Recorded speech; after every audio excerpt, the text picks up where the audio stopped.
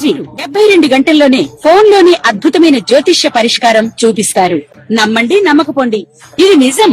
శ్మశాన కాళి రుద్ర చౌడీదేవి ఆరాధకులు నంబర్ 1 వశీకరణ స్పెషలిస్ట్ గురూజీ. మనిషి పుట్టుక నుండి చనిపోయే వరకు వచ్చే అన్ని క్లిష్టమైన సమస్యలకు పరిష్కారం ఇక్కడ లభిస్తుంది. విద్య, ఉద్యోగం, వ్యవహారం, స్త్రీ ప్రేమ, పెళ్లి, సంతానం, స్త్రీ పురుష వశీకరణం, భూవశం, భార్యాభర్తల కలహాలు, కోర్టు సమస్యలు, విడాకుల సమస్యలు, చేతబడి, అప్పుల బాధ, ఇంకా మీకు ఎలాంటి సమస్యలు ఉన్నా 72 గంటల్లోనే. భక్తి దేవరాయ వీక్షకులకి నమస్కారం. ఈరోజు శని గోచార ఫలితాలు, ముఖ్యంగా ఏ రాశుల మీద ప్రభావం ఉన్నది, అలాగే దేశ గోచారంలో కూడా శని యొక్క ప్రభావం ఎలా ఉంది అనేటువంటి వాటిని మనం చర్చించే ప్రయత్నం చేద్దాం. సాధారణంగా శని గ్రహము మందగ్రహం అని మనం అంటూ ఉంటాం, మీకు కూడా తెలుసది. అయితే ఇక్కడ మాంద్యము అంటే మందగించడము అని అర్థం. అంటే ఇంకొక విధంగా మనం కాలపురుషాంగాల్లో చూసుకున్నట్టయితే, ఇప్పుడు ప్రస్తుత గోచారంలో మీనరాశిలో శని సంచారం, ఆయన యొక్క 3 దృష్టులు వరుసగా తృతీయం, సప్తమం, దశమం, ఇవి వృషభ రాశి మీద, కన్యరాశి మీద, ధనుర్రాశి మీద పడుతున్నాయి. అంటే శని తను ఉన్నటువంటి స్థానం నుంచి ఏ స్థానాలను చూస్తాడో ఆ స్థానాలకి భంగం కలిగేటువంటి అవకాశం ఉంటుంది. అంటే మనకి ఉదాహరణకి మనం వృషభం తీసుకుందాం. వృషభం 2వ భావం అనుకుందాం. 2వ భావం అంటే కుటుంబం ఉంటుంది, వాక్స్థానం ఉంటుంది, మనం తినేటువంటి ఆహారం నోట్లోకి వెళ్తుంది, అది కూడా 2వ భావమే. అలాగే మీకు ధరస్థానం కూడా 2వ భావమే. ఇవన్నీ కూడా గొంతు, అది కూడా 2వ భావమే. ఎప్పుడైతే శని యొక్క దృష్టి ఈ భావం మీద పడిందో, 2వ భావం మీద పడిందో, ఇవన్నిటి యొక్క ఏదైతే మనం అనుభూతిని పొందుతున్నామో అది తగ్గుతుంది, ఒక లెవెల్ కొంతవరకు తగ్గుతుంది. అలాగే భచక్రంలో షష్ఠమ రాశి అయినటువంటి కన్యారాశి,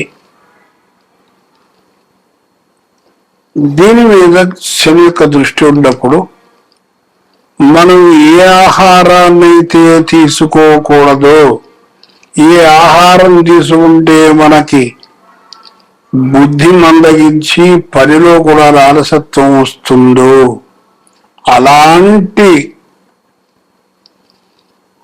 రాశి అయినటువంటి కన్యరాశి మీద శని దృష్టి ఉండడం అంటే జీర్ణ ప్రక్రియ తగ్గిపోతుంది. ఉదాహరణకి చాలా సింపుల్ ఎగ్జాంపుల్ చెప్తాను. ఏమిటంటే, మనం మామూలుగా ఆంధ్ర ప్రాంతం కానీ తెలంగాణ ప్రాంతం కానీ మామూలు బియ్యం తీసుకుంటాం మనం. కానీ మీరు అటు ఉత్తరాది అంటే నార్దర్న్ ఇండియా కనుక వెళ్ళినట్లయితే బాసుమతి రైసే వాడతారు. మన హోటల్లో వెళ్తే సాధారణంగా సగం వండినటువంటి బియ్యాన్నే మనకు వడ్డిస్తారు. ఇప్పుడు నార్దర్న్ ఇండియాలోకి వెళ్ళినప్పుడు ఈ బాసుమతి రైసు సగం ఉడికి సగం ఉడక్క, అది తిన్నప్పుడు ఆటోమేటిక్ గా మీకు హెల్త్ చెడిపోతుంది. ఏమిటి? జీర్ణ ప్రక్రియ మందగిస్తుంది. అక్కడ మాంద్యుడి యొక్క శని యొక్క ప్రభావం కనబడుతుంది. సో ఈ విధంగా ధనుర్రాశి అంటే ధనస్సు అంటే నడుము వెనక భాగం, నడుము కింది భాగం, పిరుదులు, ఆ భాగం అంతా కూడా శని యొక్క దృష్టి. అంటే ఎవరికైతే షష్టమ భావానికి శని యొక్క సంబంధం ఉందో వీటికి సంబంధించినటువంటి రుగ్మతలు వస్తాయి అని చెప్పి మన శాస్త్రం చెప్తోంది. ఇప్పుడు ఇందాక మనం మాట్లాడుకున్న ఏళ్ళనాటి శని, దాని గోచారము, దాని ఫలితాలు అనేటువంటిది ప్రప్రథమంగా ఈ ఏళ్ళనాటి శని యొక్క ప్రభావంలో ఉన్నటువంటి రాశులు కుంభం, మీనం, మేషం. మొన్న మధ్యనే శని కుంభాన్ని వదిలి మీనంలోకి వెళ్ళాడు. కుంభంలో ఉన్నంతసేపు కుంభరాశి వాళ్ళకి విపరీతమైనటువంటి ఆరోగ్య సమస్యలు, నడువుకు సంబంధించినటువంటి సమస్యలు, యూటరస్ కానీ లేకపోతే లేడీస్కి సంబంధించినటువంటి సమస్యలతో అనేక మంది బాధపడుతూ నాకు ఫోన్ చేసి దానికి పరిష్కార మార్గం అడగడం జరిగింది. అయితే ఇప్పుడు ప్రస్తుతం కుంభరాశిలోంచి మీనరాశిలోకి వచ్చి స్వనక్షత్రంలోనే ఉన్నాడంటే ఉత్తరాభాద్రంలోనే అతని యొక్క గోచారం జరుగుతూ ఉంది. కొద్ది కాలంలో ఆయనకి వక్రగతి వస్తుంది. ఈ వక్రగతి వచ్చినప్పుడు ఈ యొక్క పీడ విపరీతంగా ఉంటుంది. ఇది మీరు గుర్తుపెట్టుకోవాలి. అంటే మనం శని యొక్క పూజలు చేయొద్దని కానీ లేదా గోపురాలకి గుళ్ళకి వెళ్ళొద్దని కానీ నేను చెప్పరు, కానీ ఆరోగ్యం తస్మాత్ జాగ్రత్త. అంటే ఏదైతే ఆహారం తీసుకుంటే మీకు ఇబ్బంది కలుగుతుందో ఆ ఆహారాన్ని మాత్రం మీరు తగ్గించాలి అనేటువంటిది సూచన తప్పనిసరి. అయితే మరి ఇక్కడ ఒక ప్రశ్న వస్తుంది. నా బోటి వాడు ఎవడో పెద్ద అంటాడు, ఏమండి మరి మాకు బుర్ర పనిచేయదని అని చెప్తారు కదా, ఎల్లాడి సెలవు వచ్చినప్పుడు అన్ని తప్పులు చేసేటువంటి అవకాశాలు ఉంటాయి కదా, మన యూట్యూబ్ ఛానల్లో చాలా మంది చెప్తున్నారు, మరి దీనికి ఏంటి అన్నప్పుడు ప్రతి సోమవారము శివాలయంలో మారేడు చెట్టు చుట్టూతా 5 ప్రదక్షిణాలు ఓం నమ శివాయ, ఓం నమ శివాయ, ఓం నమ శివాయ. అలాగే శనివారం నాడు రావి చెట్టు చుట్టూతా ఆంజనేయ స్వామి గుడిలో జై వీరాంజనేయ వీరాంజనేయ అనుకుంటూ ప్రదక్షిణాలు 5 చేసినట్టయితే ఫస్ట్ ఒక మండలం రోజుల తర్వాత, అంటే మనస్సు మీకు కొంచెం కంట్రోల్లోకి, మండలం అంటే 40 రోజులు. కొంతమందికి రాదండి, అంటే వాళ్ళకి శని పీరియడ్ జరుగుతూ ఉంటే, అంటే దశ కానీ దశ కంటే కూడా భుక్తి అంతరం జరుగుతూ ఉన్నట్టయితే వాళ్ళకి బాగా ఎఫెక్ట్ ఉంటుంది. కాబట్టి వాళ్ళు కంపల్సరిగా భుక్తి ఉన్నన్ని 2.5 సంవత్సరాలు 3.5 సంవత్సరాలు కంపల్సరిగా వాళ్ళు ఈ ప్రదర్శనలు చేయాలి. చేస్తే తప్పనిసరిగా మీకు రిలీఫ్ అనేటువంటిది కనబడుతుంది. ఇది స్వానుభవం. ఏదో పుస్తకాల్లో చదువు, గ్రంథాల్లో కాపీ కొట్టు చెప్పేది కాదు. ఇది 50 సంవత్సరాల అనుభవం మీ ముందరకు తీసుకొస్తున్నాను. ఇంకోటి, ఎప్పుడైతే మీకు ఏలినాటి శని యొక్క పీరియడ్ మొదలవుతుందో మీరు ఖర్చు పెట్టేటువంటి ప్రతి పైసా కూడా మీ సతీమణి యొక్క అండర్లోనే, అంటే ఆమె యొక్క కనుసైగలతోటే మీరు వెళ్ళడం మంచిది అని నా యొక్క అభిప్రాయం కూడా. లేకపోతే మీరు పల్టీ కొడతారు, ఉన్న డబ్బులన్నీ ఖాళీ. ఇది తథ్యం. కాబట్టి ఇది మీరు గుర్తుంచుకోవాలి. అలాగే ఆడవాళ్ళకి జరుగుతుంది అనుకోండి, అప్పుడు భర్త చెప్పినటువంటి విధంగా వెళ్ళు వినాలి.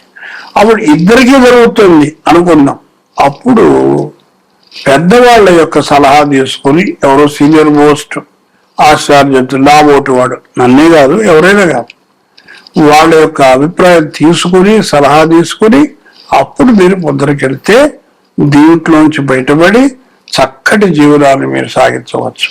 ఏనాడు శనగారు భయపడిపోయి అమ్మో అయ్యో అని మొదలు వచ్చి లేనిపోయిన టెన్షన్ తెచ్చుకోవాల్సిన పని లేదుగాక లేదు. అయితే సీనియర్ సిటిజన్స్ కి విషయాలకు వచ్చేసరికి ఏళ్ళనాటి శని పీరియడ్ లో ఒక్కటి మాత్రం గుర్తుపెట్టుకోండి, ఎలాగైనా ఏదో ఒక రోజు మనం ఈ లోకాన్ని వదిలి వెళ్ళిపోక తప్పదు. కానీ ఈ శని ఏం చేస్తాడంటే వైరాగ్యాన్ని కలుగు చేస్తాడు.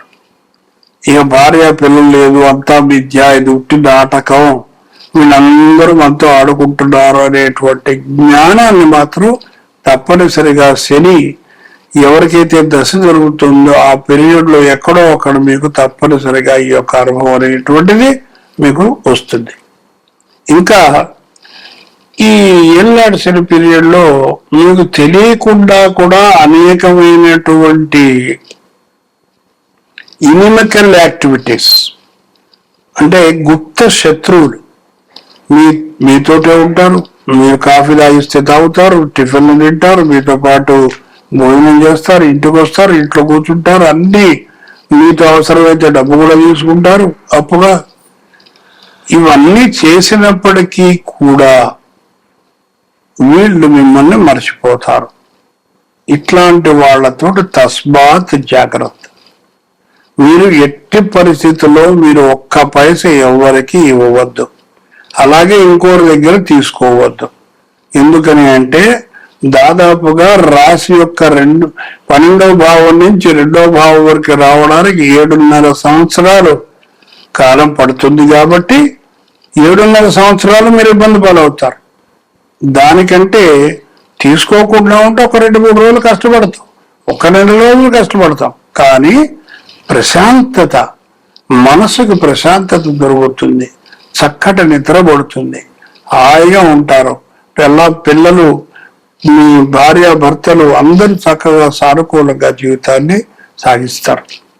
ఇది ఈ ముఖ్యంగా ఏళ్ళనాటి శని యొక్క ప్రభావం అనేటువంటిది మీకు క్లుప్తంగా చెప్పడం జరిగింది. అలాగే పరిహార కార్యక్రమంలో ఇందాక చెప్పిన దాని తర్వాత మనకి వీలైనంత వరకు ప్రతి సోమవారం ఇంట్లో లేదా గుడిలో వీలును బట్టి మహాన్యాస రుద్రాభిషేకం చేయించుకోవడం ఒక ఎత్తు.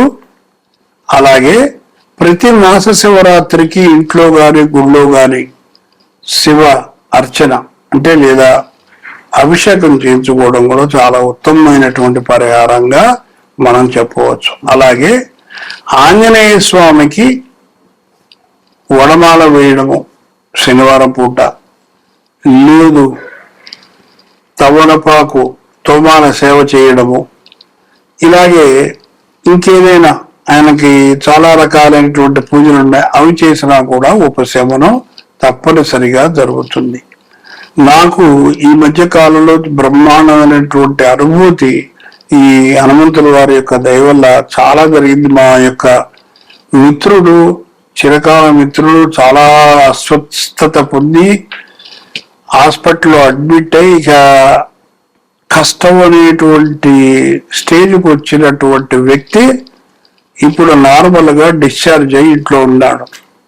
ఇది నేను సగర్వంగా ఆంజనేయ స్వామి రాముల వారి యొక్క అనుగ్రహము మాత్రమే అని చెప్పగలుగుతాను. రెండోది, ఇక 12 రాశులకి ఈ శుభాశుభ ఫలితాల గురించి మనం చెప్పుకుందాం. చివరిగా 12వ రాశి మీనరాశి. రాశిలోని శని సంచారం తప్పనిసరిగా శరీరాన్ని బాధిస్తాడు. మీకు ఇందాక ఆల్రెడీ మొదట్లోనే దృష్టి గురించి చెప్పేశాను. సో అంటే మీరు ఆహారాన్ని ఎంత కొలిచి తీసుకుంటారో మీ ఆరోగ్యం అంత బాగుంటుంది. కానీ మీ మనస్సుని, చంద్రుడు కదండి రాసంటే, ఆ మనస్సుని మాత్రం ఈ తప్పుదోవ మాత్రం పట్టిస్తారండి. అది జాగ్రత్తగా ఉండాలి. ఈ రాశి వాళ్ళకి జన్మ శని అంటారు. అంటే వచ్చిన డబ్బు వచ్చినట్టు ఖర్చు అయిపోతూ ఉంటుంది, ధైర్యం తగ్గుతుంది. అలాగే మీ జీవితం స్త్రీ పురుషులు ఒకళ్ళు అర్థం చేసుకుంటూ వెళ్ళినట్టయితే ఇబ్బంది లేకుండా ఉంటుంది. స్త్రీ అయితే స్త్రీకి గాని లేదా పురుషుడికి గాని ఎవరో ఒకరికి మాత్రం కొంచెం శరీర అస్వస్థత రావడం, ఔషధ సేవ చేయడం, అలాగే నరఘోష మీకు ఉండడం, ఇవన్నీ కూడా అలాగే మీకు ఇతరుల యొక్క సలహాలు మాత్రం మీరు తీసుకోకండి. భార్యాభర్తలు ఇద్దరు కూర్చొని మనం ఏం తప్పు చేసాం, ఎందుకు జరిగింది, ఇది చేయకుండా ఉంటే బాగుండేదే అని మీరు ఒకరినొకరు సంప్రదించుకుని చేయండి. అప్పుడు మీకు బ్రహ్మాండమైన రిజల్ట్స్ వస్తాయి. ఇంకా ఏమైనా కావాలనుకుంటే ఇక్కడ స్క్రోల్ అవుతున్నటువంటి మా నెంబర్ని కాంటాక్ట్ చేయవచ్చు. అలాగే తీర్థయాత్ర ద్వితీయార్థం నుంచి అంటే ఆగస్టు నుంచి మీకు మంచి యోగకాలం, కుటుంబ సౌఖ్యం, ధన సౌఖ్యం, అన్ని వైపుల నుంచి మీకు మంచి అభివృద్ధి, తీర్థయాత్రల యొక్క ఫలితము, ఇవన్నీ కూడా మీరు పొందుతారు. అంత క్రితం వీడు నాకు శత్రువు లేదా మిమ్మల్ని వాళ్ళు శత్రువు అనుకున్న వాళ్ళందరూ కూడా మిత్రులుగా మారిపోతారు. పుణ్యక్షేత్రాలు మీరు దర్శిస్తారు. ఉద్యోగులకు యోగకాలం, అనుకున్నటువంటి ప్రాంతాలకి ట్రాన్స్ఫర్లు అవుతాయి.